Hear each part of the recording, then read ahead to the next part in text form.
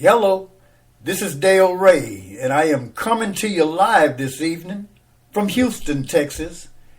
Let me send a shout out to all my folks out there in California, San Francisco, Bayview, Vallejo, Oakland, Richmond, wherever you at. I'm reaching out and touching you, and I love y'all so much. We are spirit to spirit. This is Dale Ray Raw and Uncut. First I'd like to thank our volunteers here at Gaining Ground for the selfless hours of their time and effort in helping others throughout the Humble and Houston, Texas area. And of course, they have been indispensable as far as compensating for the shortage or the absence of paid professionals. And of course, here at Gaining Ground, our volunteers have also gained a level of expertise that exceeds that of any professional. And we also realize that lasting personal and social change can only come about when we all work together. And that's why strengthening community and the family structure is our cause. And we work side by side with our clients and our neighbors to make sure that everybody, that's the teens, the men and women included, have that opportunity to better themselves and to grow and become productive in our community as well as society. And I want to thank y'all for joining me. Today we're talking about truancy. And I want to keep it real about the truancy issue that we face with our kids today. First of all, there will always be a minority of kids who are going to be absent for authorized reasons, such as a persistent illness. But it's the kids who constantly skip school that we want to talk about today. And I speak at a lot of schools throughout Texas, but also in California. And from my observance, the reason a lot of them are truant is because of the bad influence and the peer pressure. And my message is, when I speak at these schools, is that I don't know who told you that it's cool to be absent, but it ain't cool at all. Missing out on your education. And as I've always said to them, that a mind is a terrible thing to waste. And you could ask me that personally, because I dropped out in the 6th grade. That's right, trying to be cute, and life passed me by. I want to say that, I understand as far as the kids having a hard time sometimes as far as the learning thing too. They can't concentrate, a lot of them on medications. There are many kids who tell me that they have a poor relationship with the teacher. And oftentimes when I speak to the teacher about the kid feeling this way, I find that this teacher really cares for the student. But I feel that the teacher and the student should sit down with a mediator and express what's going on. And I think this is a good start if we're going to keep this kid in school. And then we as a society need to explore points of view on both sides. And of course, there is the issue of bullying. And it should be an ongoing campaign against this behavior. Those who are being targeted need to know who to talk to, need to know who their friends are. And then some students are having serious issues at home or even their personal life. And I know a lot of kids who have personal needs that they need to help coping with. They need coping skills. And so when we speak about truancy, there's a whole myriad of personal reasons why truancy happens. And to those parents out there who are going along with their kid being truant, then you should be ashamed of yourself because you are part of the reason that they are being cheated out of their education. It's unacceptable. It's harmful to the kids' education. But not only this, but what message are you sending to your youngster? And I want to say to those students who are truant because you just want to fit in, that's not leadership, young man, young lady. It's stupid to follow someone who ain't going nowhere with their life anyway. And the instinct for me when I was coming up was I just wanted to be a part of the crowd, a group dynamic, if I might say. But nobody paid me. Nobody paid me to do it. I did it because I wanted to, and it was stupid. And I want to say to the school officials, if you see it, don't turn your back. Your attitude should be zero tolerance when you see these kids absent.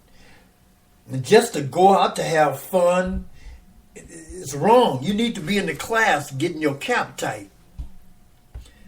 And it's so important that we all chip in and mentor those who are falling behind. It's so important because it weighs heavy on their self-esteem.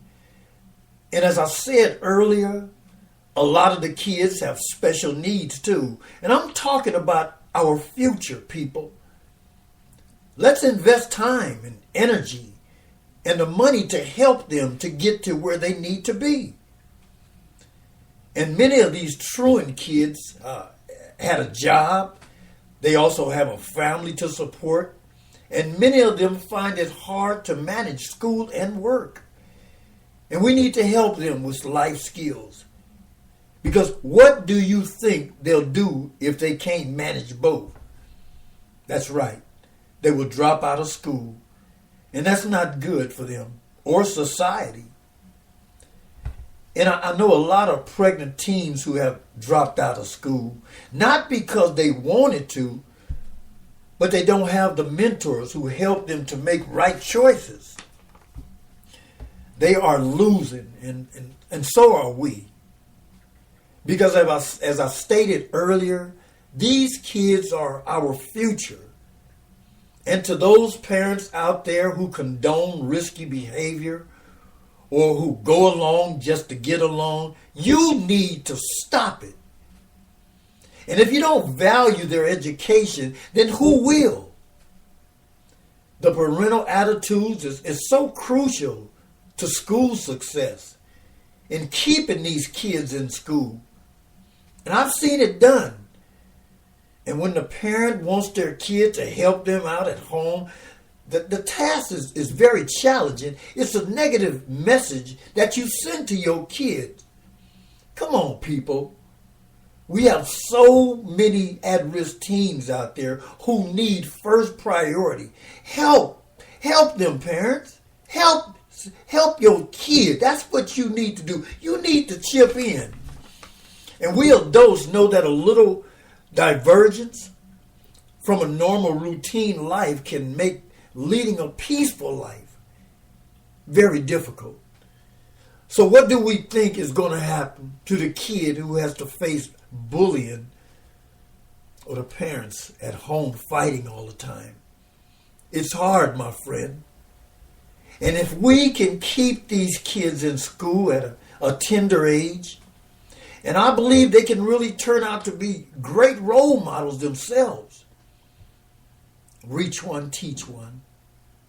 Let's open our eyes to their needs, the demands and unresolved conflicts that they face on a day-to-day basis. It can be done if we work on values, education, and skills to cope with life when it shows up. Today, we're addressing the issue of truancy. In our program here at Gaining Ground are motivating, and we use positive reinforcement to encourage these kids to get back in school. I want you to stay with me. We got a great show.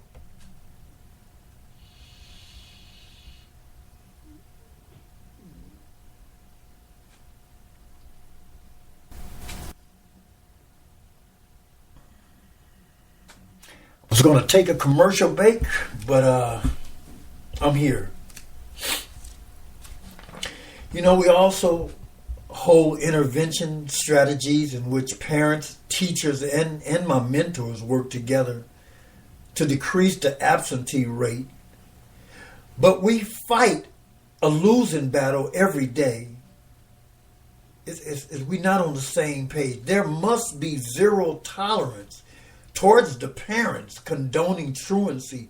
If your child is afraid to go to school because of being bullied, then there are steps that you can take, because what you're doing is fighting for your education for your baby.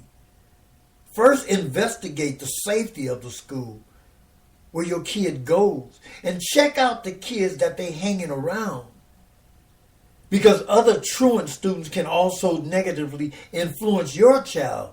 Then you may need to switch schools. But first, when you see these changes, talk to the guidance counselor about possibilities. And as parents, you can work with your kids on the subjects they may be struggling with. There's all kind of things we could do to keep them in school. There is so much that parents can do to help the school. And if your child has started this rebellious attitude, call or go to the school and demand that they call you if your child is absent. And this truancy issue should be put on a national level. It's serious and it's sad. And it's in every community in the United States.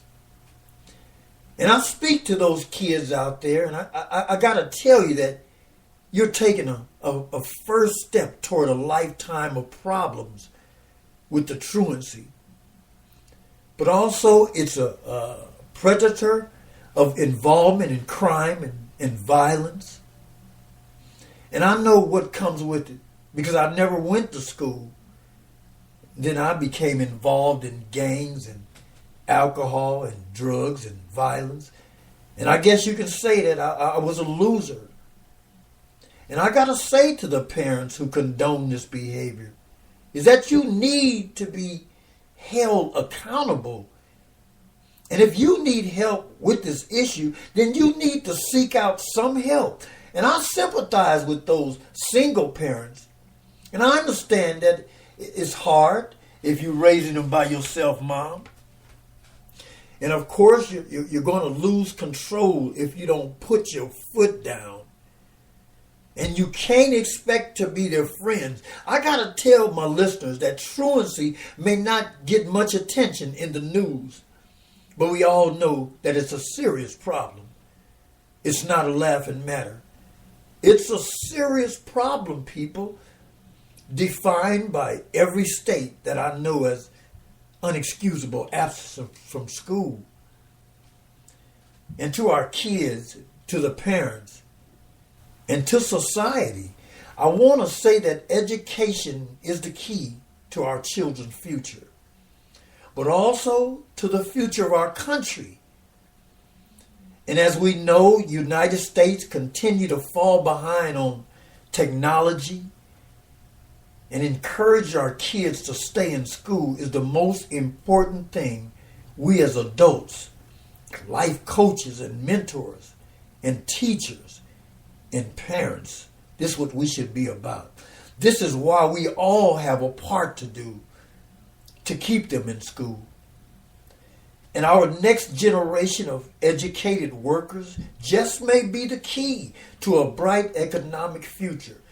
Let's reach one, people, and let's teach one. It starts at home, Mom and Dad. And the most common reason is that a lot of these kids go to school without purpose. They literally have no idea what they are going to do. We must find a way to give the kids some control over their learning without losing control of the classroom. And I believe that most kids want to be at school. And when they feel successful, it's like any adult, we want them to be. They'll act good, they'll act right, and feel good about themselves. And so we should keep it real with these kids because they aren't